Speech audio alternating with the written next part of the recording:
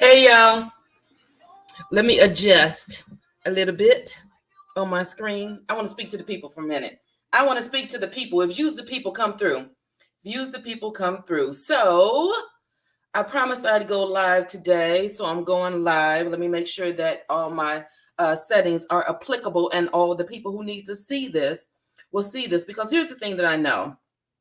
I know that when I get these bright ideas, when I get these random thoughts, that these random thoughts and these bright ideas aren't just for me. So I have to stop playing and stop not sharing them with the people. And it's you who's the people on today. So I want to, first of all, I guess I should introduce myself, right? And I recognize that it's been a while since I've gone live. And so some of y'all done fell off. Some of you done forgot about your girl. Some of you are like, who are you and what are you talking about? But here's the thing. I know that I have to show up for the people. I've gotten way too many messages over these last several days that confirm the fact that I need to be doing more. And I would imagine that there's probably some of you who've also gotten those same messages, that same messaging, that same tugging at you, that same inclination. So with that being said, let me introduce myself to those of you who may not know me, and then I'm going to get into this message on today that I have for you. So my name is Rhonda Gipson-Willis, often known and referred to as your favorite dream pusher's dream pusher. I'm a licensed therapist, certified coach. I'm a corporate trainer. I'm a motivational speaker. I'm an around the way girl. So I was looking at something earlier today. Oh, it was actually a sermon by Pastor YPJ, who's very well known. And with that being said, if you're coming in, say hi, say hello. Let me know who I'm speaking to. I'm trying to follow the comments as they come in, but please introduce yourself so that I know that I'm talking to someone and it resonates. But earlier today, I was listening to a sermon by Pastor YPJ, and in it, he was talking about he basically made a comment about the neighborhood that he grew up in. Like, I'm from the northwest side of South Bend. I'm like, so am I. He said 1137 Blaine. I grew up on 1128 Cleveland Avenue. Cleveland Avenue is the street behind Blaine. So he literally grew up a little catty corner behind me in my backyard. And so I started thinking about all the people that I know who come from all of these, who are in these amazing spots right at the end, who are in these amazing spots in their lives, who are from the northwest side of South Bend. If you ask anybody about the northwest side of South Bend or even the southeast side, there are sides of South Bend when I was growing up that weren't really the spaces that people want to be from, right? Everybody wanted to be from, they want to be from Granger, they want to be from the south side, they want to be from different places. But when you look at some of these places that people would otherwise disregard, and you think about the amount of greatness that comes from that, right? You think about the beginnings of a lot of people's stories and how the beginnings don't look like the end, but oftentimes the middle doesn't look anything like the beginning or the end. And so they got me to thinking about this concept of being in the middle, being in the middle. And if you're coming in, say, hey, I don't see any comments, but if I do, I'll respond. It got me thinking about the concept of being in the middle, right? And I started thinking about how most of the people that I work with are in the middle. And then I started thinking about how I'm in the middle. And then I started thinking about most of us, all of us are in the middle. We are in the middle. We are in the middle of something. You know how people tend to say, like, you always in the middle of something? Well, the truth is we are always in the middle of something. We're always in the middle of something. And so another thing that got that idea going, right, that really fed that was earlier today, I was watching this video. I don't know how I ended up watching this video. It wasn't anything that I'm particularly interested in. It was this woman doing a nail enamel, right? So how it rolled up on my feed, I just started watching it. And she was talking about what she was going to do with this nail. And as I'm watching it, right, because I have no knowledge of this process, I have no knowledge of the process as she's working, she was going to make this ombre nail. In my mind, ombre sounds like it'll be a pretty dope thing to do with a fingernail, right? It'd be pretty dope to do with a fingernail. She was going to do this ombre. Well, what happened was, as she's working on it, right? As she's working on it, and I'm not understanding the process, my first thought was, that looks horrible. Who would wear that, right? That looks horrible. Who would wear that? But as she's talking, I'm recognizing that she's nowhere near finished, right? She's talking about the process and what she's going to, the next step. And I keep thinking, well, maybe the next step is the end step, but it looks kind of horrible. It doesn't look good at all. And then I realized and recognized how, because I didn't understand the process, it was easy for me to disregard the middle. It was easy for me to discount the middle. It was easy for me to say that the middle wasn't even all that. Like, this is horrible. She doesn't even. And then I started questioning whether or not she knew what she was doing. I started questioning, like, yo, this doesn't even look. She said it was going to look good. This don't look good. This don't look good. And because of my limited depth of knowledge of the process of her skill set of what it is that she does, I didn't recognize that she was nowhere near the middle, nowhere near the end. And I started judging the middle. And that, again, reinforced to me how often we judge the middle. How often we're stuck, feel like we're stuck in the middle of a process that we don't understand. And because of that, we give up, we disregard, we discount. We don't take full advantage of the opportunities that exist in the middle. So that caused me to come in and speak today. Now, it's Sunday evening. I recognize that there's probably not a lot of people who are going to watch this now, but somebody's going to watch this and it's going to make sense to them. So for you, I'm going to keep talking. I'm going to keep talking. Because we're in the middle. We're all in the middle. We're all in the middle of something. So as it relates to the middle, right? As it relates to what it looks like to even be in the middle and to progress through the middle and to navigate the spot of the middle, we have to understand the process. Or even if we don't understand the process, we have to trust. This is the thing. We have to trust that the person who's in charge of the process knows what they're doing. Now, for a lot of us, for me particularly, I know that when I get into that place, I have to lean on and trust that God knows what he's doing with me. God knew what he did when he called me. God knew what he did when he created me the way he created me. God knew what he did when he assigned me to these processes, to this journey, to this destiny, to this purpose.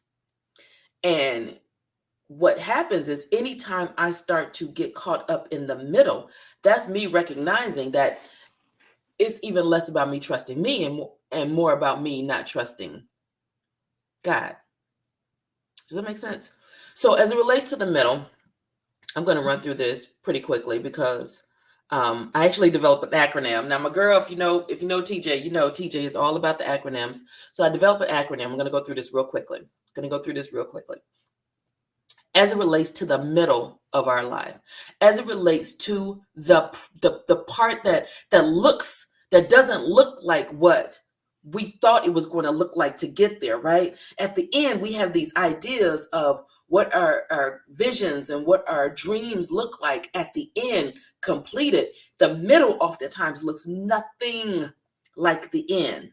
At the beginning, we're excited about it. At the beginning, we have the energy to pursue it. We don't oftentimes even know what we're getting into. We don't know what we're getting into. But if you have a dream, if you're pursuing a dream, if you're living a life on purpose, you have to be willing to do these 4 things.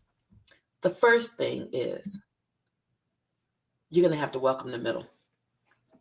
You're going to have to welcome the middle with open arms. Just as enthusiastically as you are about the end, you're going to have to get a posture of appreciation for all that's available in the middle. And it's only when you understand what's waiting for you in the middle can you fully welcome it with open arms.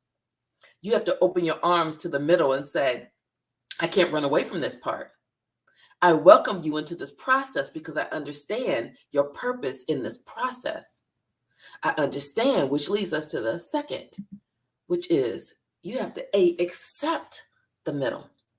You have to accept it. You have to welcome it. You have to accept it. And by accepting it, it means you have to accept the good, the bad, the inconvenient, the scary, the shoulda, woulda, couldas, the I wish I had a done us, the this ain't what I signed up for.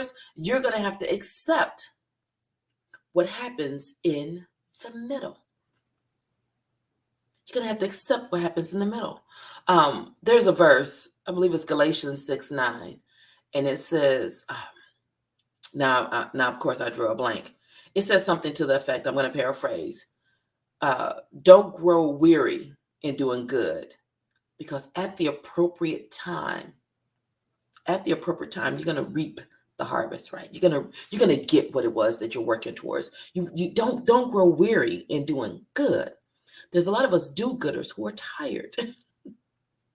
I've been there, I've done that, right? I've been there, I've done that. And so part of surviving and thriving through the middle is accepting that the middle is not always going to be the space that you expect. That is not always going to feel as good as you think it should feel. It's not always going to look the way that you think it should look. But accept it. Accept it as par for the course, as the cost of doing business. It's the cost of doing business. The cost of doing business. Now, I'm going to go straight to the D. The D, develop in the middle. You got to be willing to develop in the middle. So I've had conversations with myself. I've had conversations with different clients. I've had conversations about purpose, right? Because I'm a purpose coach. I talk about purpose a lot. And so it's not beneath me to go through my own journey, right? But in the people that I work with, part of the conversations we've been having is about what happens in that middle part, and that there are some things that God can't bless you with if you're not willing or able to develop. I call it character development school. You have to be willing to go through character development school in the middle. Character development in school, because that's where you see whether or not you're worthy of even handling the blessing, right? We have to be worthy of handling the blessing when we get it. And what we often don't understand is that those trials and tribulations that we're experiencing in the middle, those things that feel like they want to push us over the edge, are really our opportunities to grow and to develop and to really evolve into the person that it is that we need to be to fully maximize our purpose and our potential. Now, nobody likes to develop. Nobody likes any of that. But I do know that if I decide that I want to develop a muscle, that I have to work it out. And in working that muscle out, I have to go through some things that feel like growing pains. I have to recognize that for a muscle to grow, right? The reason that a muscle hurts when it grows is because it has to stretch, it has to rip. And when it rips and it stretches, it grows stronger when it repairs.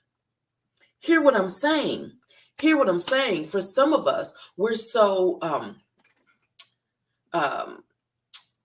against the idea of pain, whether it's the pain of the process, whether it's a minor inconvenience, whether it's whatever. We're so anti-pain that we are cutting off the process of our growth. And so in that way, we stay in a middle. We stay in the middle of a process, right? We stay in the middle of something that was supposed to take us 11 days will take us 40 years. Or was it 400? It was a whole bunch of years. I think it was 400. We'll stay in the process much longer than we need to because we haven't taken the cues of growth, right? We haven't taken the cues of growth. And I can speak these things because I've been through these things. I've evolved in these things. I've leaned into these things. I leaned out of these things. And when I lean out of these things, I recognize what's happened in the middle. The middle feels like a different kind of place if you don't really understand the process. If you don't accept the process, if you don't welcome the process. But the thing that happens if you welcome, accept, and if you develop in the middle is that you can expect miracles in the middle. You can expect miracles in the middle. And I promise I fixed that typo. You can expect miracles in the middle because there are miracles in the middle. There are things that happen that you wonder, I don't even understand how that happened. That you'll forget, that you won't even recognize as being the miracle that it is because you're so focused on the inconveniences of the middle. Hey, Coach Tawana, I see you. I can only see a few people. I literally have 3 devices going right now. I have my iPad, I have my computer, and I have my phone so I can catch these comments.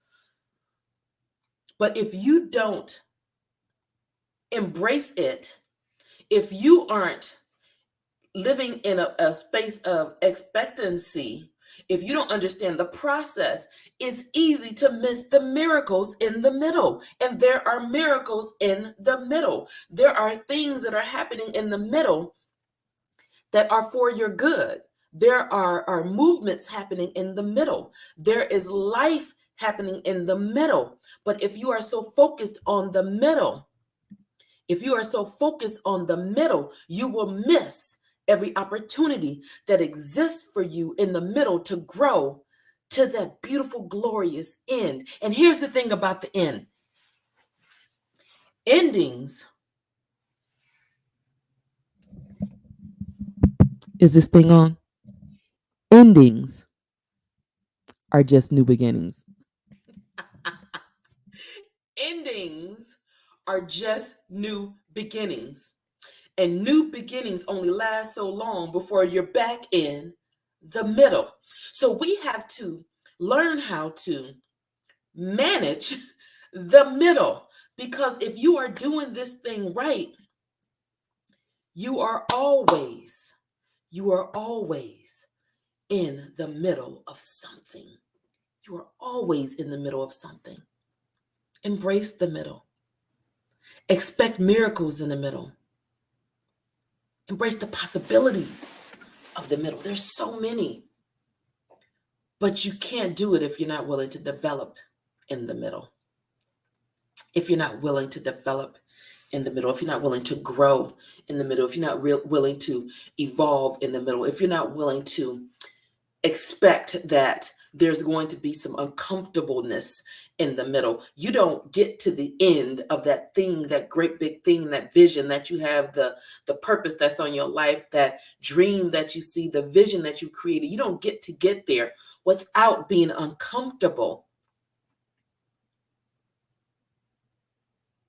You don't get to get there. You don't. It's pretty audacious of us to even believe that we would understand the process, right? So when I tell you I've gotten the same message like 5 times in the last 12 hours, so I knew I needed to talk about it because I know as an entrepreneur, I've been having this conversation a lot. For those of you who know me, I talk about entrepreneurship, but I've been like, Lord, I don't even know. I don't think I'm supposed to be an entrepreneur. This ain't, I'm the dream pusher's dream pusher. I want you to hear me when I say this. I am the dream pusher's dream pusher. And I will hear people say things, girl, you helped me get over the hump. You helped me do this. But I just saw, it was 6 years ago on this day. This was another thing that got me. And this is something that I've been saying that perhaps I need to stop saying, because it made me recognize how I've been encountering and working through the middles of my life. 6 years ago today, and I say it all the time, I said, a little known fact about me, I get discouraged a lot. I get discouraged a lot, but I rarely quit. I get discouraged a lot, but I rarely quit. And what I have to recognize is that that discouragement happens in the middle. I keep pushing. That's why I'm a dream pusher. I'm a dream pusher because I recognize that dreamers need pushers. Otherwise, the dream just it stays this idea, right? The dream push is to get that dream into reality, to get that dream into life, to get that dream into your purpose.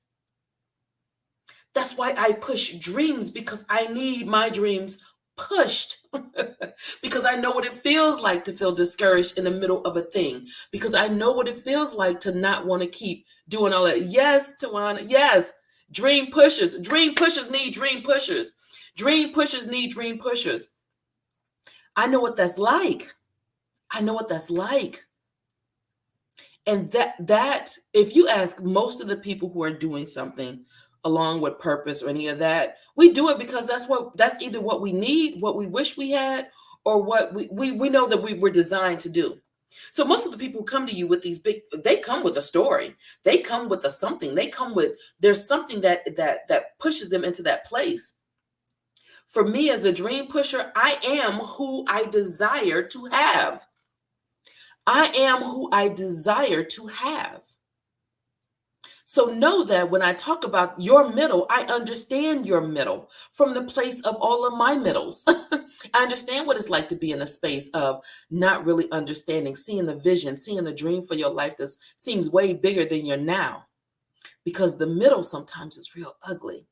The middle sometimes is real messy, or it looks real messy. It looks like this can't be what it is that it's supposed to be at the other end. Is it just me? This can't be what it is for the other. Somebody else says same. I don't know who you are, but somebody else says same. I'm posting up the cosigns. Same. This can't be that. This can't be that. But the reality is that if you're in the middle of anything, again, another thing that did that for me is I met with a developer in town. And he's developed these, he has a sustainability company. He developed these tiny homes, right? So he created these tiny homes. And as we were talking last week, we had a meeting, we were talking last week, and we were talking about the neighborhood, and literally it's the neighborhood that I grew up in. Like, we moved several times growing up, but we always lived in the same neighborhood. I could literally walk from house to house that I lived in growing up. There was probably 4. I lived in South Bend. I lived on Marion. I lived on Leland. I lived on California. I lived on Cleveland. And I lived on Lawndale. These are all the places I lived growing up. I could walk from each of those. And so we're talking about this neighborhood, and there's this building there, right? Like, all my life growing up in that area, there was this building. I never knew what it was. I had no understanding of what it was. It looked like a pretty dark building. And so as he and I are talking about the neighborhood, I said, yeah, there's this building. I never knew what was in it. Like, I drive past it now. I don't know what it is. Hey, lipstick chatter, that's you. I don't know what it was. Right. And so we're talking, and I mentioned something casually about this building. And he starts speaking about some development, where today I see in the newspaper, there's a whole article on him and this building. And when I met with him on that day, right, this is a very prominent man. He had this really dusty t-shirt on. Like, it looked like he'd been through some things. Well, when I saw the newspaper today, I understood why. Because he's in the middle of a process. There's a picture of him in this dilapidated looking building in this t-shirt. He's working in the middle. And as we're sitting and we're talking and he's sharing the vision of what this is going to look like, it sounds like it's going to be an amazing space that has storefronts, that has places for entrepreneurs like to incubate, that has housing, that has all. It's going to be amazing. I can see the vision. But if you look at the paper, right? You look in the paper, and even looking at him, he didn't look like what it was he was talking about. The building doesn't look like what it is that he's talking about. And it's going to require a lot of work. Reading the article, it cost him $50,000 to get rid of the trash in the building. What does it cost you to get rid of the trash in your building? What does it cost you? What does it cost you? But here's the thing. You have to remove the trash from your building before you can begin to construct the dream. Does that make sense? You have to remove the trash, and it's going to cost you. It's going to cost you something. It might cost you pride. It might cost you ego. It might cost you the identity that you've been holding on to right now, but you're going to have to pay the cost to remove the trash that's getting in the way of your building, of your dream, of your purpose. You're going to have to pay the cost. And because some of you aren't willing to pay the cost, You're sitting in this building, you're doing the work, but you'll never get anywhere because it's full of trash. Because the building is full of trash. Yes, Andrea, it costs to remove the trash. It costs to remove the negative mindsets, right? Somebody said to me the other day, "You are so positive. You are so positive." I said, "The hell I am."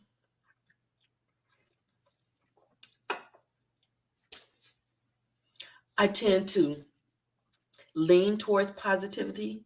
I tend to lean towards optimism. But I've had to be real with myself that the thoughts that pop up in my mind, right? We talk about mindset a lot, and that's why I work on mindset. I do a great job working on mindset with other people because I know how much I have to work on corralling mine. With mindset, you have to be intentional about refuting those initial thoughts that come up. Those initial thoughts, and those initial thoughts, that's the stench from your trash. That's the stench from your trash. That's the stench from your trash. Those initial thoughts that come up. You've got to recognize when you start to smell it, right? But what happens sometimes is because we've been around it so long, we get nose blind to our trash. I don't know who needs to hear this. This isn't where I was going. But we get nose blind to our trash. I talk about the blind spots all the time. And here's the thing about the blind spots, you don't know they're your blind spots. You've got to be willing to address the blind spots. I'm a pretty introspective person. I'm pretty introspective. I would like to say I'm a very introspective person. But I've been caught off guard by my blind spots. I've been caught off guard by my blind spots. Fortunately, I have coaches, I have a therapist, I have people around me who say, "Did you realize that you just did this thing? Did you realize that you just said this thing?" And here's the other thing. As far as it relates to me, I see a lot of y'all talking. Okay. Oh, Andrea, I see that comment. That's good. That's good. You got to recycle that trash. But what it relates to is in my willingness, right? My willingness to accept the messaging, and this is another thing that convicted me today. I shared it today and I said, "Oh, I feel attacked. Convicted." And it said, "You don't have to understand the process. You just have to do the thing. You don't have to understand the process. You just have to do the thing." And for so long, I know, like, I would drive my coach crazy. She would say, and I'm like, in my mind, I'm trying to make it make sense, right? Because I need for it to make sense so I know how to move in it. I need for it to make sense. Am I the only one? I need for it to make sense. If I can make it make sense, then I can apply the things that I'm supposed to do. But here's the thing. That is just another form of disobedience. Here I am thinking I'm being obedient, but that's just another form of disobedience. You can out your amen it. You can out your amen it. You can out your amen it. So I had to really get real with myself, right? I had to really start looking at my trash. You ever start cleaning up? And when you start cleaning up, you realize that it gets messier as you clean up. That's part of the process, right? That's part of the process of the middle. It's part of the process of the middle. It's part of the process of the middle. You have to create a mess sometimes. I'm going to do something right now. I'm going to put my, I have some sections available, sometimes available. And if you want to get on my calendar, to talk about your middle, if you need to get on my calendar to talk about your middle and the trash that you keep bumping into, the rooms you didn't even know were dirty, the spaces and how to excavate and clear that space, so that you can get to your end, so you can get to your destiny, so you can get to fulfilling your purpose. Because here's the thing, the trash will impede the middle. You can't build a dream around a trash heap. You can't. You can't do any of these things unless you're willing to develop in the middle. And part of development means you're going to have to excavate some things. Part of the middle means that you're going to have to clear some things. You're going to have to detach from some things that have been comfort creatures for you. Just because it's comfortable doesn't mean that it's good for you. You're going to have to allow yourself to go into the depths of your middle. To go into the depths of your middle. We're always in the middle of something. We're always in the middle of something. Embrace the middle. There are miracles there that are waiting for you. So that's my message on today, y'all. That's my message on today. I think I'll come back more often. I used to come back more often than this. I'll come back more often. I appreciate the 3 or 4 of you who are joining in. For those of you who are on the replay, please let me know who you are, where you're from. But as we start the beginning of this week, right, as we start the beginning of this week, I want you to really think about what it looks like for you in the middle. In the middle. And expect the miracles. All right, y'all. That's it. I'm going to go. If you have any questions, drop them in the feed. I'll come back and answer them. If you want to get on my calendar, rhondaletstalk.com. If you want to get on my email list, rhondamail.com. I'm going to start doing more of that. I've recently invested in a system that'll help me manage some more of this stuff so that I can show up to the people. Because admittedly, I've been chilling a little more in the middle than I probably should. Then God said, so we go do what we need to do. And that's just not me, that's you too. Because what I recognize is in the middle, wherever I'm at in the process, God is getting his money's worth out of me. God is getting his money's worth out of me. Like, he like, okay, like I built you to serve these people. You go serve these people. You go serve these people. So it's best. And I'm sure he's getting his money's worth out of you too. Am I right? If God is getting his money's worth out of you, put that down. He's getting his money's worth out of me. Well, maybe not his full money's worth. Let me not speak for God and what it was he expected from me. That was awfully, what's that word called? It was, that was awfully ambitious and audacious of me, right? To just assess that and assert that. So I won't assert that and assess that. I'll just say that even when I'm in the middle of my, whatever it is I'm in the middle of, when you're in the middle of whatever you're in the middle of, God is still going to send you the people that he intends for you to serve. Stand up in the middle. This could be a whole series, couldn't it? A whole series about the middle. A whole series. But anyway, with that being said, I'm going to go ahead and end this. If you have any questions, thank you, Chantel. I do it every time. Chantel, thank you, Andrea.